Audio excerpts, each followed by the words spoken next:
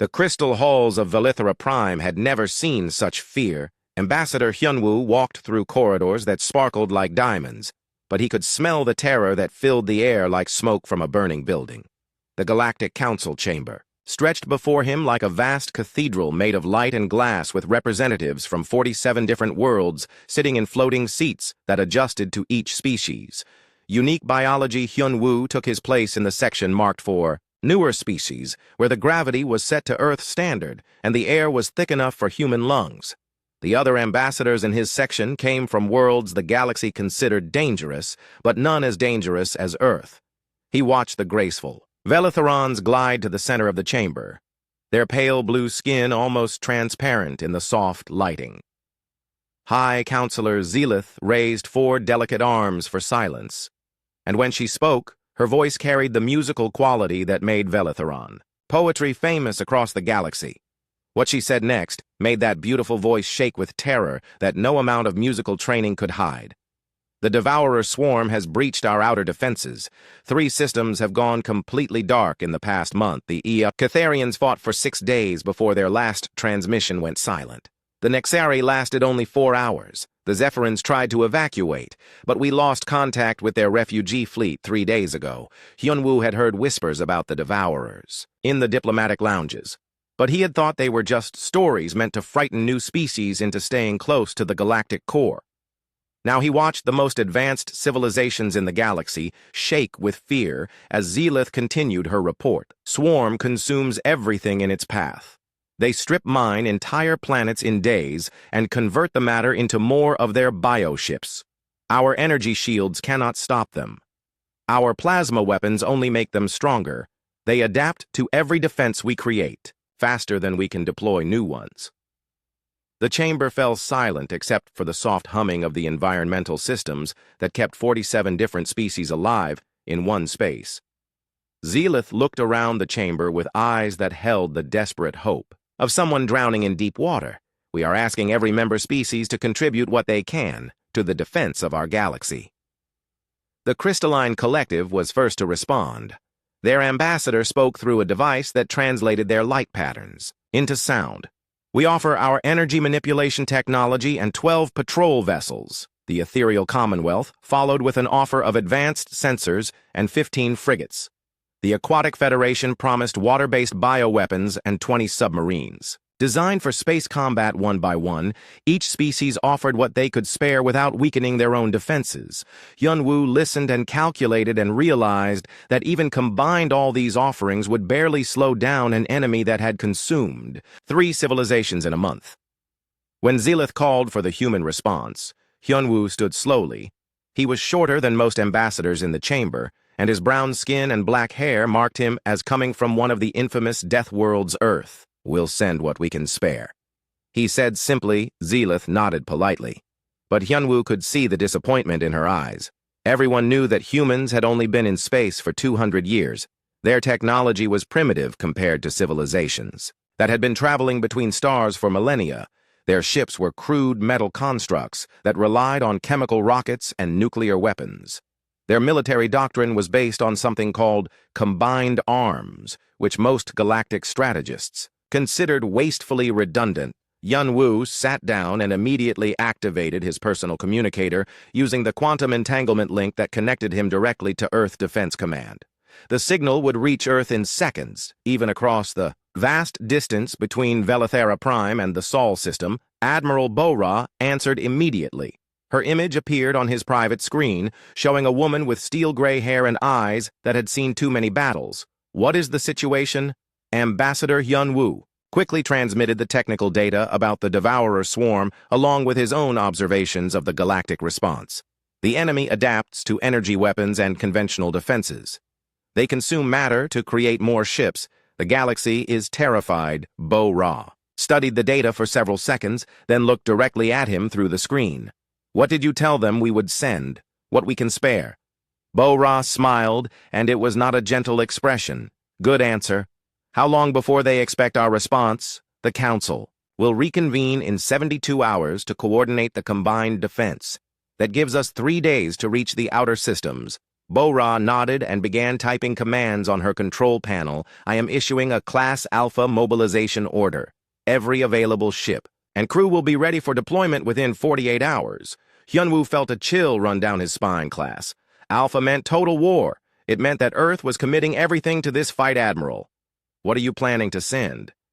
Bo-Ra looked at him with the expression of someone who had spent her entire life preparing for this moment, everything.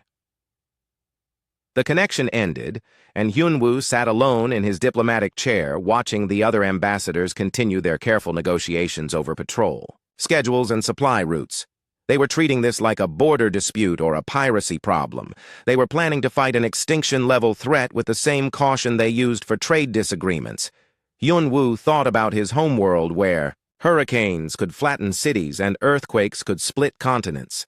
He thought about the oceans that could crush a human body in seconds, and the predators that had hunted his ancestors for millions of years. Earth had not produced a species that fought carefully. It had produced a species that fought to win or die trying.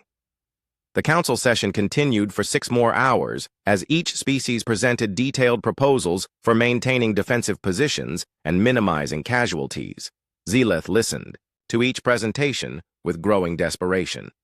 She thanked each ambassador for their contributions, but Hyunwoo could see that she was already calculating how long her world would survive when the swarm arrived. During a break period, Hyunwoo approached the High Counselor. She was standing alone near one of the crystal windows that looked out over her homeworld. The view showed cities of impossible beauty, where buildings grew like living things and transportation moved through the air like schools of fish. Your world is beautiful, Hyunwoo said. Zilith turned to him with surprise. Most species representatives ignored the humans, unless protocol required interaction.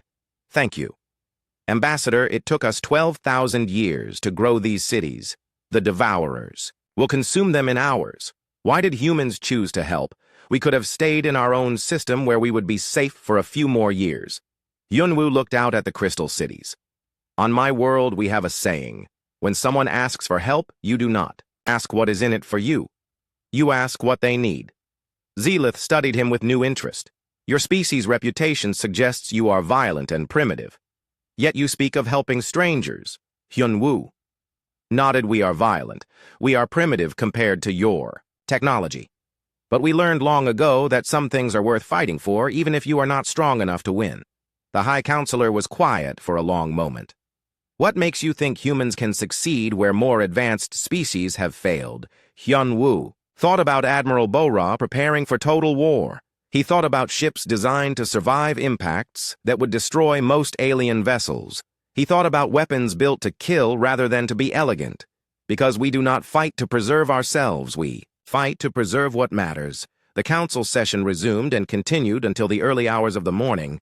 When it finally ended, each species had committed to sending a portion of their military forces to establish a defensive perimeter around the core worlds.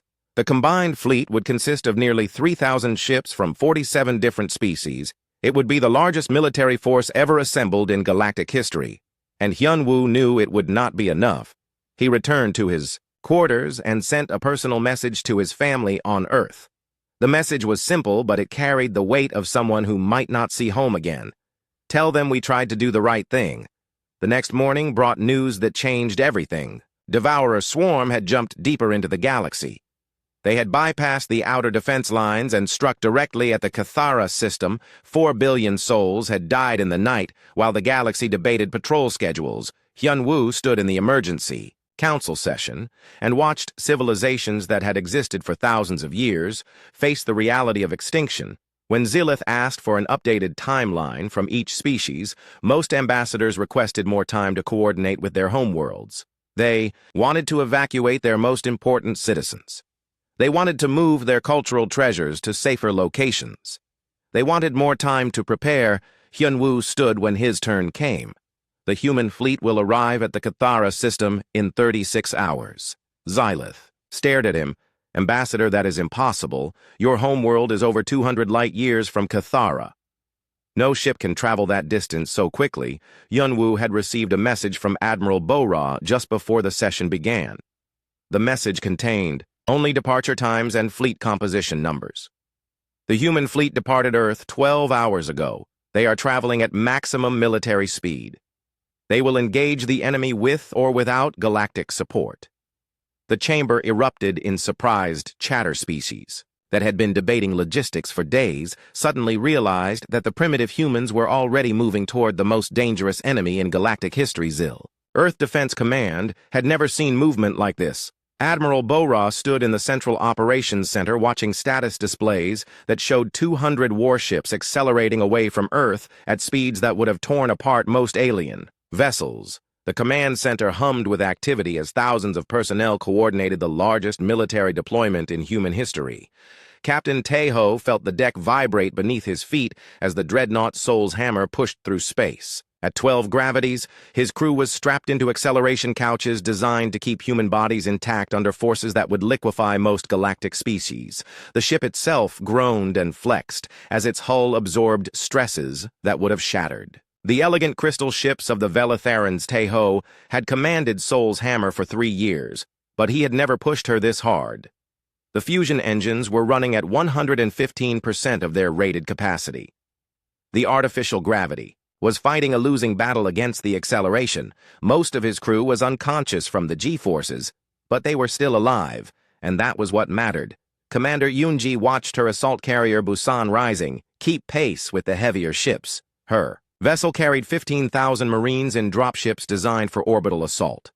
Each dropship was an armored brick filled with soldiers and weapons built for close combat. The aliens fought wars with energy beams and elegant tactics. Humans fought wars with explosives and violence. Sergeant Min Ho ran his squad through combat drills in the narrow corridors of their dropship. The artificial gravity was set to 3 times Earth normal to simulate the conditions they might face on alien worlds. His Marines moved like they were underwater, but they kept moving, drill after drill in zero gravity, toxic atmospheres crushing pressure and gravitational fields that would kill most species in seconds. Each Marine carried equipment that alien armies would consider primitive chemical explosives instead of energy weapons, projectile rifles instead of plasma beams, edged weapons for close combat body armor designed to stop kinetic impacts rather than energy discharges. Engineer Heywan supervised the loading of kinetic weapons onto the fleet's cargo ships, thousands of metal rods designed to be fired at near-light-speed nuclear warheads that humans used as tactical weapons, chemical explosives that could level city blocks. The aliens had abandoned such crude weapons thousands of years ago in favor of clean energy-based combat. They fought wars like surgical operations. Humans fought wars like natural disasters. The galaxy considered kinetic weapons wasteful and inelegant. Humans considered them effective. Admiral Bora received status reports from across the fleet, 200 ships ranging from massive dreadnoughts to small destroyers, each ship built like a fortress designed to take damage and keep fighting. The aliens built ships that looked like works of art. Humans built ships that looked like weapons. Captain Tejo studied the tactical data about the Devourer swarm bioships that could adapt to energy weapons in real time, organic armor that grew stronger when exposed to plasma fire, living vessels that could repair themselves faster than conventional weapons could damage them. The galaxy's most advanced military forces had been defeated by an enemy that evolved defenses as quickly as they could deploy attacks. Tejo smiled grimly. Evolution was a process humans understood better than most species. Earth had been teaching evolution through violence for 4 billion years. Commander Yunji reviewed the deployment plans with her Marine commanders. The assault carriers would launch dropships directly into combat zones. Each ship carried enough Marines to conquer a small planet. More importantly, each Marine was trained to fight in conditions that would kill most galactic soldiers. Colonel Dongmin commanded the Orbital Assault Division. From the heavy cruiser, Inchin's Fury, his ships specialized in close-range combat and boarding actions. The aliens fought space battles at long range with precision weapons.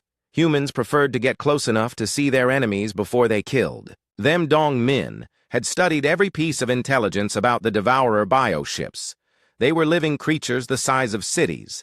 They had organic weapons that could strip the atmosphere from a planet.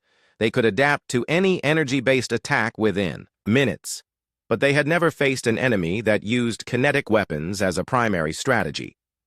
Dr. Ye-jin worked in the fleet's mobile laboratory, analyzing biological samples from previous Devourer encounters.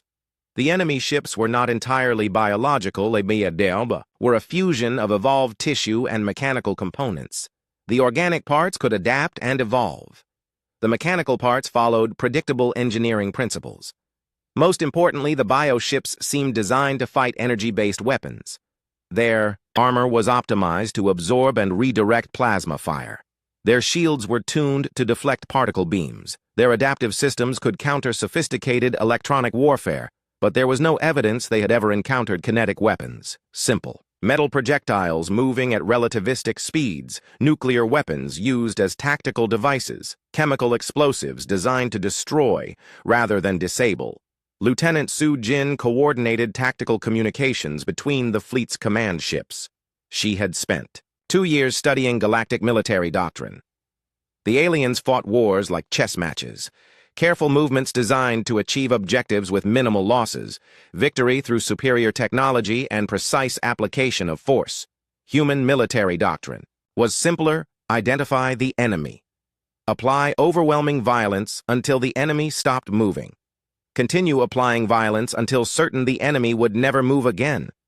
The cultural differences went deeper than military strategy. Galactic civilization valued preservation and efficiency. Humans valued determination and survival. The aliens had evolved on worlds where cooperation and intelligence were the keys to success. Humans had evolved on a world where violence and persistence were the only ways to survive. Earth had shaped humanity through 4 billion years of warfare, ice ages that killed most species, volcanic eruptions that blocked sunlight for decades, asteroid impacts that reset evolution, predators that hunted in packs, diseases that swept across continents, natural disasters that could end civilizations. Every human was descended from survivors who had lived through catastrophes that would have destroyed most galactic species. Captain Wu Jin commanded the destroyer Soul's Wrath from a bridge designed for combat. His ship was smaller than the dreadnoughts, but faster and more maneuverable. The destroyer's role was to get close to enemy ships and cause maximum damage in minimum time. Wu Jin had trained for this mission his entire military career, not fighting the Devourers specifically, but fighting enemies that were bigger, stronger, and more advanced than humanity. The destroyer carried enough nuclear weapons to sterilize a planet. Its kinetic cannons could punch holes through asteroid-sized targets. Its armor was designed to survive impacts with space debris at near light speed. Major Il-sung led the atmospheric fighter squadrons from the carrier Busan Rising. His pilots flew ships that could operate in any environment. From the vacuum of space to the crushing depths of gas-giant atmospheres, each fighter was piloted by someone who had trained to fly in Earth's violent weather systems. Storms that could tear apart most alien aircraft, atmospheric conditions that would kill most galactic pilots, gravity fields that made simple movement a constant struggle. The fighters carried weapons that aliens would consider suicidal to use in atmosphere, nuclear missiles designed for close-range combat, kinetic penetrators that could punch through planetary crust, chemical explosives that could level mountains. Admiral Bo-Ra monitored the fleet's progress from her flagship Sol Eternal. The massive command ship carried the computational power to coordinate a battle involving hundreds of vessels. More importantly, it carried the weapons to destroy anything that threatened the fleet. Bo-Ra had commanded human forces in 3 previous conflicts: border wars with alien pirates, police actions against rogue colonies, defensive operations against species that thought humans would be easy targets. Each conflict had taught the galaxy the same lesson. Humans did not fight to win battles. They fought to end wars. The philosophy was simple but alien to most galactic species. If someone threatened humanity, they were destroyed completely. Not defeated, not driven away, destroyed.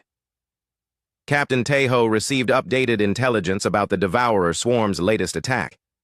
The bioships had consumed an entire star system in 6 days. 12 billion sentient beings had died. The enemy fleet was growing larger as it converted consumed matter into new vessels. Every day of delay meant more deaths and a stronger enemy. Tejo looked at the tactical display showing the human fleet's projected arrival. Time 34. hours to reach the Cathara system. 34 hours to engage an enemy that had destroyed 3 civilizations. His crew was ready. They had trained for this moment, even though they had not known it would come. Earth had been preparing for this war since. The first human looked up at the stars and wondered what was out there.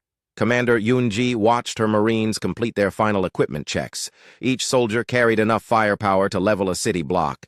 More importantly, each soldier carried the determination to use that firepower without hesitation.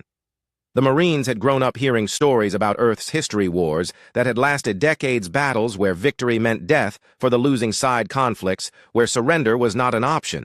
They understood that some fights were worth dying for. Engineer Haiwan completed the final weapons inventory. The Cathara system burned. Captain Teho watched the tactical display as Sol's hammer dropped out of hyperspace and immediately began scanning for targets. What he saw made his blood run cold. The 4th planet was gone. Not destroyed, but consumed. Down to its molten core. Where SciFiPrime had been, there was now a swirling cloud of bioships feeding on planetary debris like sharks in bloody water. The local Galactic Defense Force was already in full retreat. 36 elegant ships with flowing lines and crystal hulls fled toward the system's edge, while massive organic vessels pursued them like predators chasing prey. Commander Yunji brought Busan rising alongside the dreadnought as the human fleet formed into battle formation. Her assault carrier bristled with dropships ready to launch, but first they had to clear the space around the dead planet. The Devourer bioships were unlike anything in human tactical databases. Living vessels the size of cities with hulls that pulsed. Like beating hearts, organic weapons that grew from their surfaces, like tumors, propulsion systems that looked more like swimming motions than mechanical thrust. They moved through space with the fluid grace of sea creatures. Captain Teho opened communications with the fleeing galactic ships. "This is Captain Teho of the Human Defense Force. We are here to engage the Devourers. Clear the combat zone immediately." The response came from a Veletharan cruiser that was leaking atmosphere from multiple hull breaches. "Human vessel, you must retreat. Our weapons cannot penetrate their adaptive armor. They absorb energy attacks and grow stronger. You will be destroyed, Te." Ho smiled grimly. "We are not using energy weapons." The Devourer swarm had detected the human fleet dozen. Bioships the size of skyscrapers turned away from their feeding and began moving toward the newcomers. Their organic hulls shifted color as they approached, changing from deep purple to angry red. Weapon appendages emerged from their surfaces like thorns growing on a vine. Teho gave the order his crew had been waiting to hear. All ships opened fire. Sol's hammer shuddered as its kinetic cannons hurled metal projectiles at significant fractions of light speed. The tungsten rods crossed the distance to their targets in seconds. What happened next shocked everyone watching. The kinetic rounds punched through bioship hulls like bullets through wet tissue. The Devourers had no defense against simple metal moving at relativistic speeds. Their adaptive armor was designed to absorb and redirect energy. It could do nothing against raw kinetic force. The first bioship died in silence. Its organic hull split open like an overripe fruit, spilling biomechanical organs into space. The creature inside the ship writhed in agony before going still. Commander Yunji coordinated the carrier group's attack. Busan rising and her escort ships launched volleys of kinetic missiles. Thousands of projectiles streaked toward the Devourer formation. Each missile was a simple metal cylinder with a nuclear warhead. No sophisticated guidance systems, no energy shields, just mass and velocity and an atomic explosion. The bioships tried to adapt. Their hulls began growing thicker, armor plating. Their surfaces sprouted defensive appendages designed to intercept incoming projectiles, but they could not adapt fast enough. Nuclear fire bloomed among the Devourer formation as missile after missile found its target. Lieutenant Su Jin watched the tactical display from her position, aboard Sol's hammer. The enemy was reacting with confusion. The bioships were sending distress signals to other parts of the swarm. They had never encountered weapons that could not be adapted to. Their organic computers were overloading, trying to develop defenses against kinetic attacks. Colonel Dong Min brought his assault ships into close range. The heavy cruiser Incheon's Fury led a charge directly into the Devourer formation. His ships were built for close combat heavy armor designed to survive ramming attacks, short-range weapons that could tear apart enemy hull's point defense systems that could destroy incoming projectiles. The bioships responded by launching their own weapons, organic missiles that pulsed with bioluminescent patterns, energy. Beams that could strip electrons from matter-acid sprays that could dissolve most alien hull materials. The weapons struck the human ships and accomplished nothing. The organic missiles shattered against armor designed to survive impacts with asteroid debris. The energy beams were absorbed by hull materials that had been tested against solar flares. The acid sprays evaporated harmlessly against reactive armor that had been designed for combat in toxic atmospheres. Captain Wu Jin pushed Soul's Wrath into knife-fighting range with a bioship twice the size of his destroyer. The enemy vessel tried to wrap organic tentacles around his ship.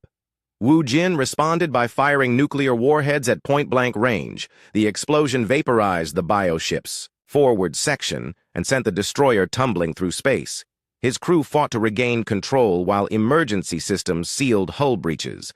The ship survived because it had been built to survive.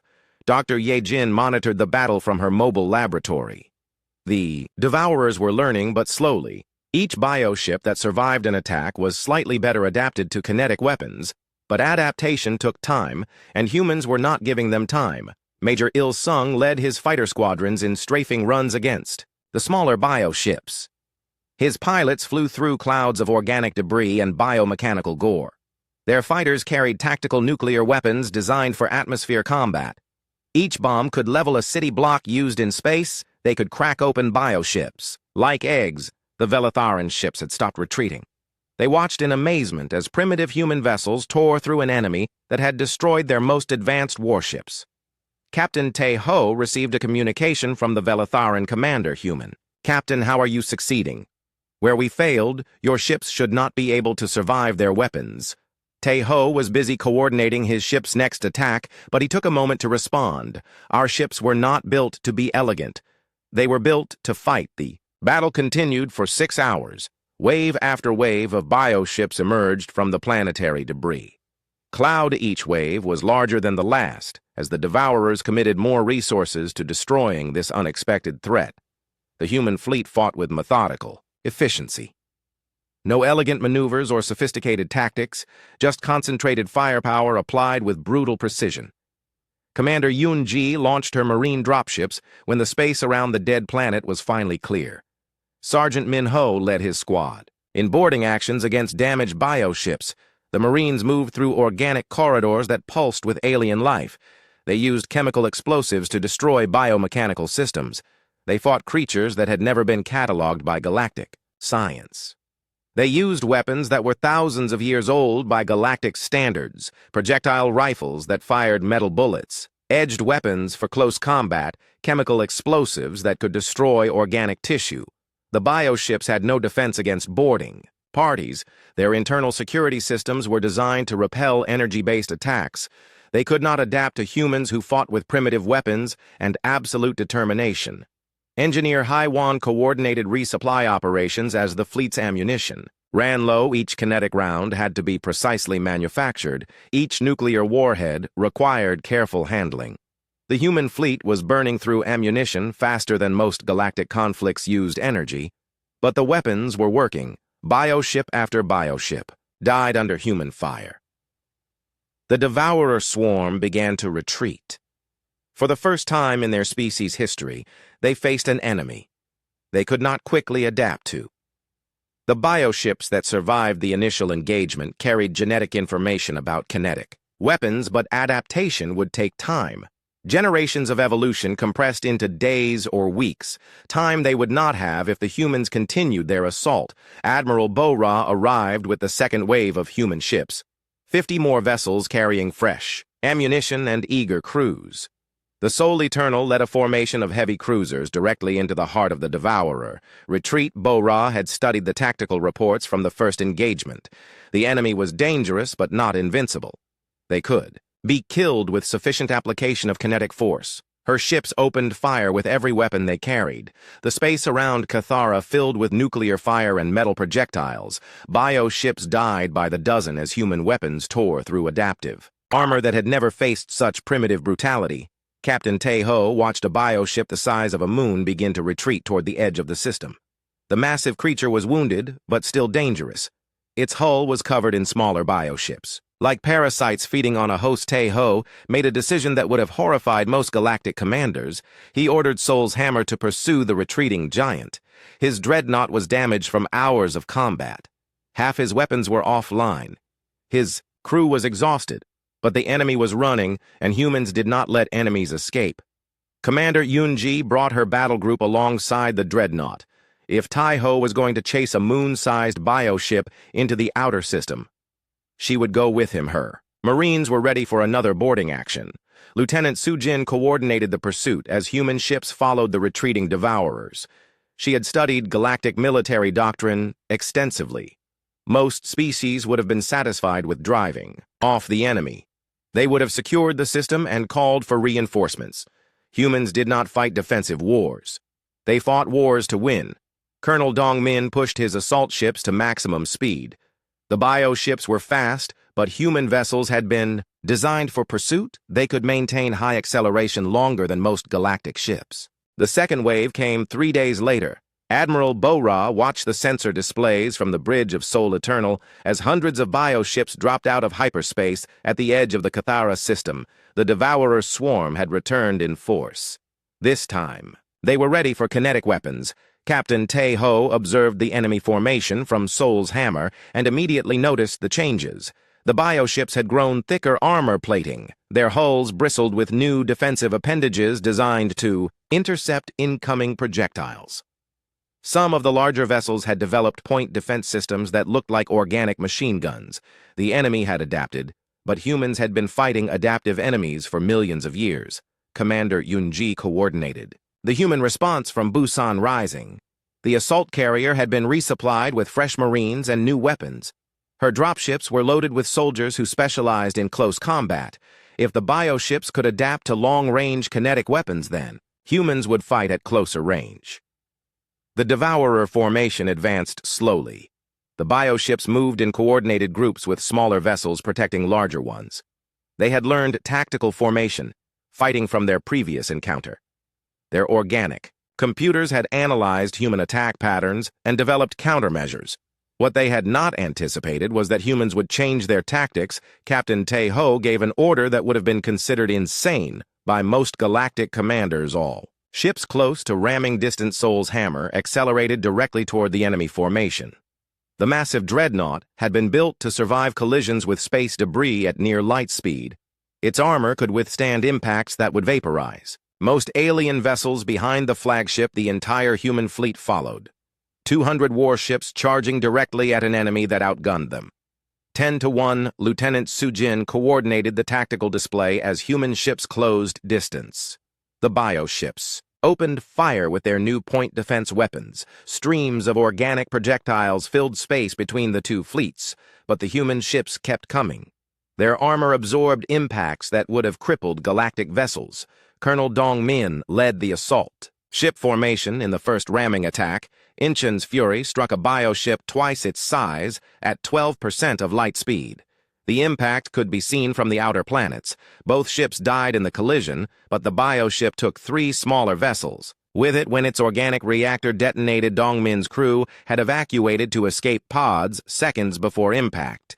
They watched their ship die, knowing it had served its purpose.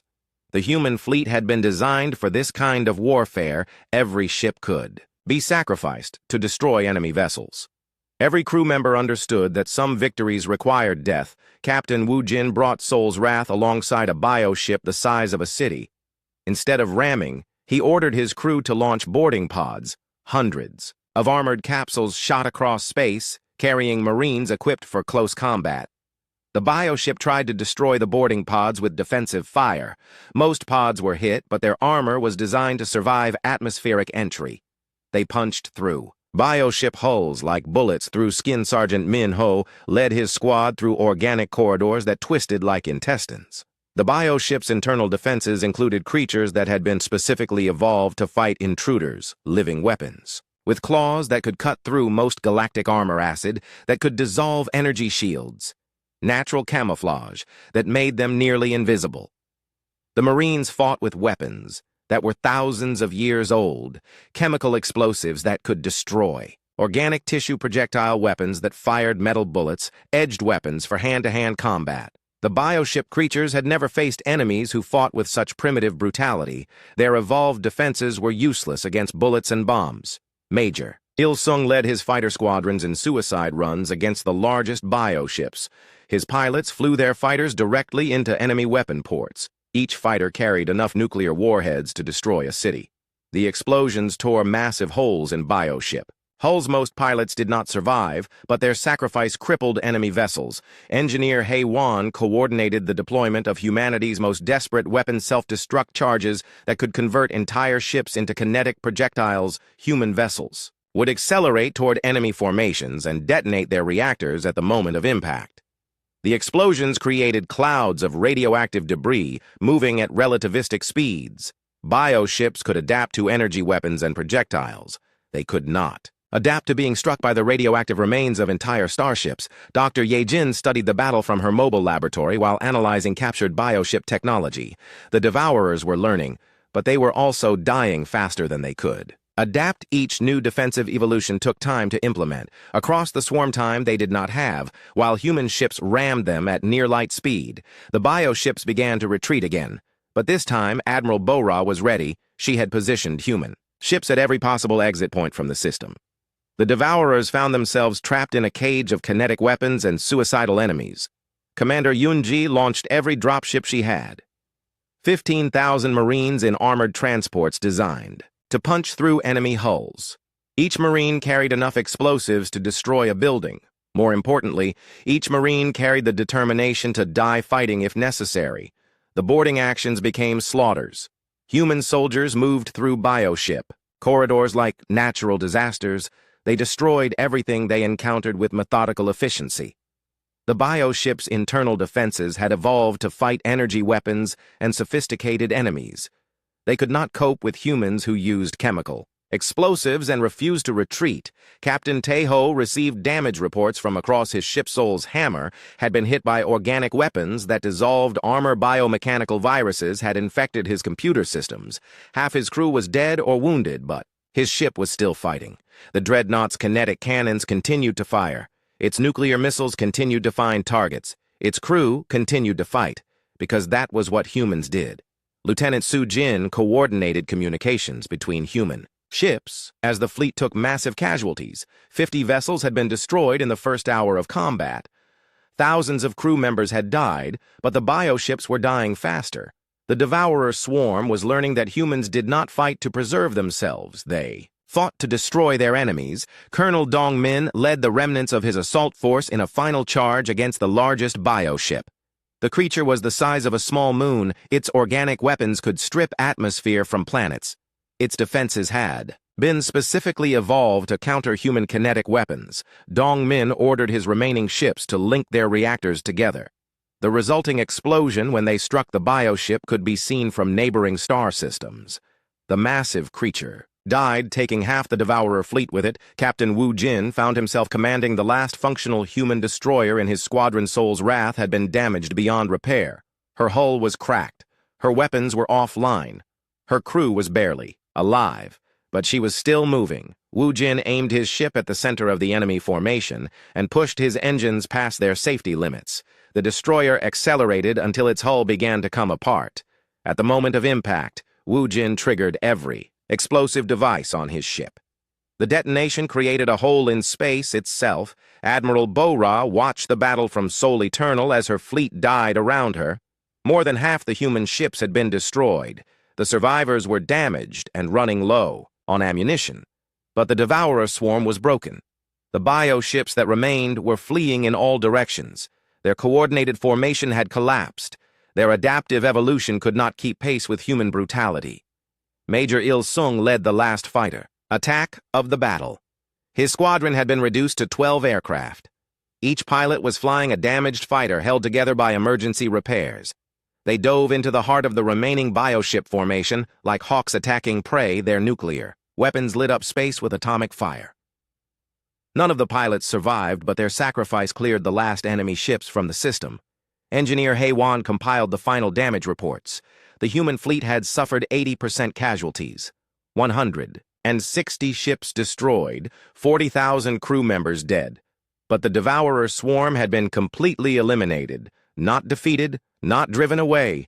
Destroyed. Dr. Yejin analyzed the wreckage field that had once been the enemy fleet. The bioships had evolved. Impressive defenses against kinetic weapons, but they had not evolved fast enough. More importantly, they had not understood the human approach to warfare. Galactic civilization fought wars to achieve objectives with minimal losses. Humans fought wars to end threats permanently. Sergeant Minho led his surviving Marines out of the bioship they had been boarding when it died. His squad had fought through 12 decks of organic corridors. They had used every explosive device they carried. They had killed creatures that would have given most galactic soldiers nightmares. Now they stood in the wreckage looking for more enemies to fight. Captain Teho surveyed the tactical display from Sol's hammer. The ship was barely functional. Most of her weapons were destroyed. Her hull was held together by emergency patches, but she had survived. More importantly, the enemy had not. Commander Yun-ji received casualty reports from her Marine units. 12,000 of her 15,000 soldiers were dead. Survivors were wounded and exhausted. But they had accomplished something no galactic military force had ever achieved. They had boarded and destroyed bioships from the inside. The final hunt began in the Zerion. Nebula Admiral Bora commanded the remnants of the human fleet. From the heavily damaged Sol Eternal Intelligence reports confirmed what everyone feared. The Devourer swarm had gathered its remaining forces around. A massive mothership, hidden in the nebula's radioactive clouds. Captain Teho studied the tactical data from Sol's hammer. The mothership was larger than most moons. It contained the genetic templates and biomechanical systems needed to rebuild. The entire swarm, if it escaped into dark space, it could summon reinforcements from outside the Galaxy Commander. Yunji prepared her surviving Marines aboard Busan Rising. 3,000 soldiers remained from the original 15,000 each had. Fought through battles that would have broken most galactic armies. They knew this would be their last mission. The nebula itself was a weapon radiation levels that would kill most galactic species in minutes, electromagnetic storms that could fry sophisticated. Electronics, gravitational anomalies that could tear apart ships, perfect hiding place for a wounded enemy. Perfect hunting ground for humans. Lieutenant Sujin coordinated the approach vectors as 47 human ships entered the nebula. Half the original fleet had been destroyed in previous battles. The survivors were held together by emergency repairs and determination, but they kept moving forward. Colonel Dong Min led the assault force from a commandeered Velitharan cruiser. His own ship had died, ramming a bioship in the previous battle. The alien vessel was elegant and sophisticated. It was also fragile compared to human ships, but it would serve for this final mission. Dr. Yejin analyzed scanner data from deep inside the nebula. The mothership was actively building new biovessels, genetic foundries that could create a dozen ship creatures per day, manufacturing centers that converted raw matter into living weapons. If they did not stop it here, the war would continue for generations. Captain Wu Jin piloted a fighter salvaged from the wreckage of Sol's Wrath. His destroyer had died in the last battle. Now he flew alone in a single-seat craft loaded with nuclear warheads, one pilot against a creature the size of a small planet. The kind of odds humans preferred. Engineer Haywan coordinated the fleet's final ammunition inventory. Each ship carried enough weapons to destroy a city combined. They might be able to damage something as large as the mothership, but damage would not be enough. They needed to kill it completely. Major Il-sung led the fighter squadrons through the nebula's electromagnetic storms. His pilots flew ships that should have been destroyed by the radiation. Human technology was crude, but it was also robust metal and ceramics that could survive solar flares. Electronics hardened against electromagnetic pulses, fusion reactors that could operate in any environment. The first contact with the mothership's defenses came without warning.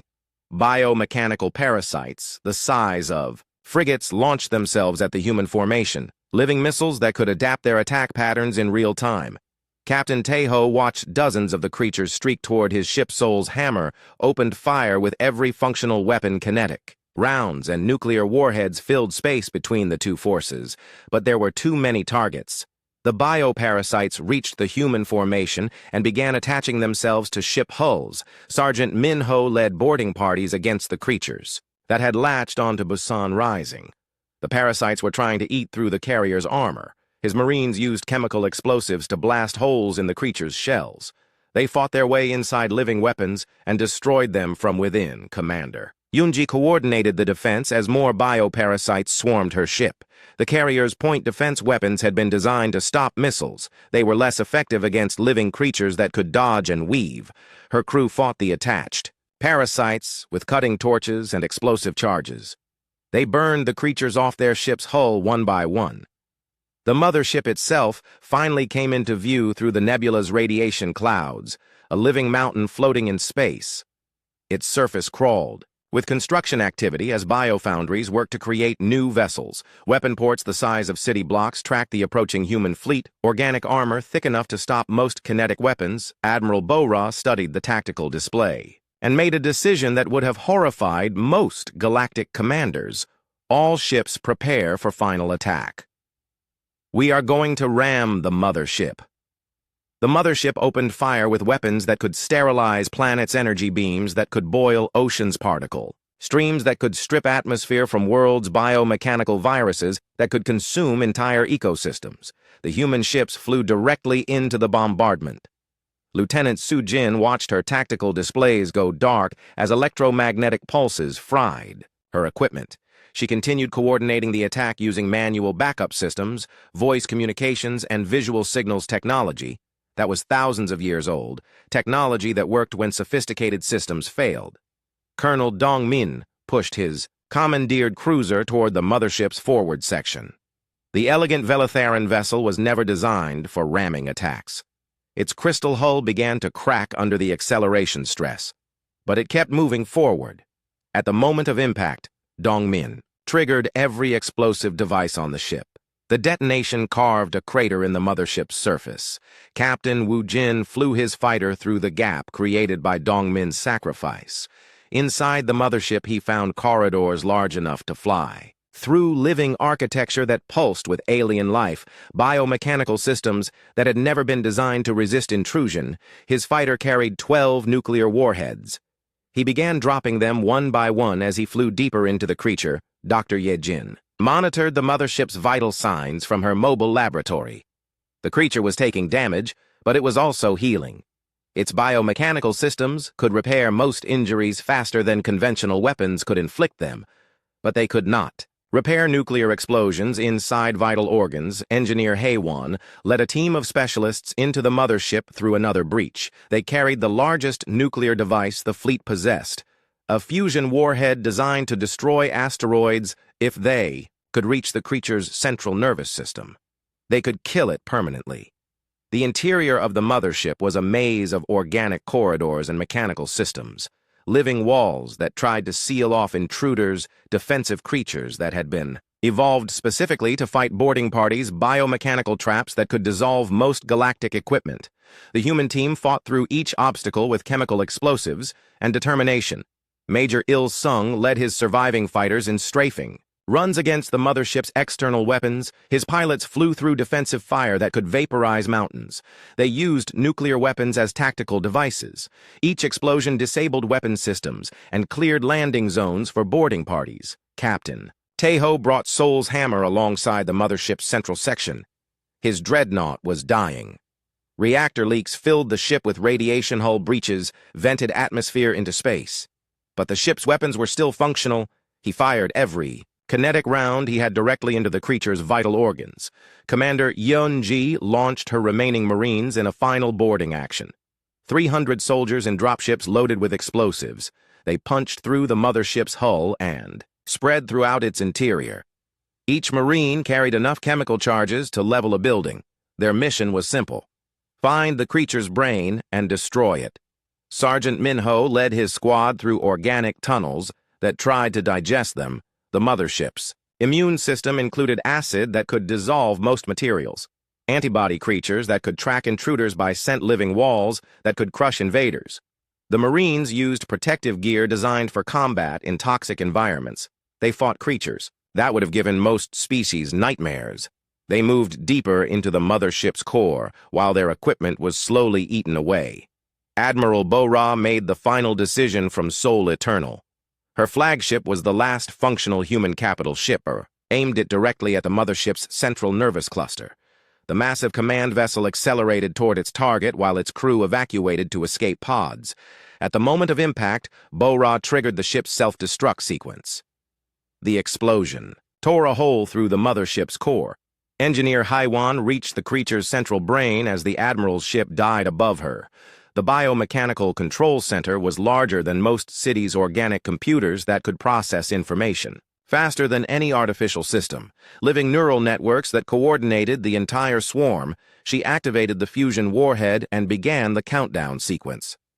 The device would detonate in 60 seconds. Lieutenant Su Jin coordinated the evacuation as human survivors fought their way out of the dying mothership. The creature was going through its death throes. Its immune system was attacking everything inside its body. Its structural systems were failing as neural control collapsed. Escape pods and fighters launched from the disintegrating bioship Captain Tae-ho watched from Sol's hammer as the mothership convulsed in space. The massive creature was dying, but it was not dead yet. He made one final decision. The dreadnought accelerated toward the mothership's brain section. At maximum acceleration, the ship struck just as the fusion warhead detonated. The combined explosion could be seen from 3 star systems. When the light faded, the mothership was gone. The Devourer swarm's genetic templates were destroyed. Their biomechanical foundries were vaporized. Their central coordination system was eliminated. The war was over.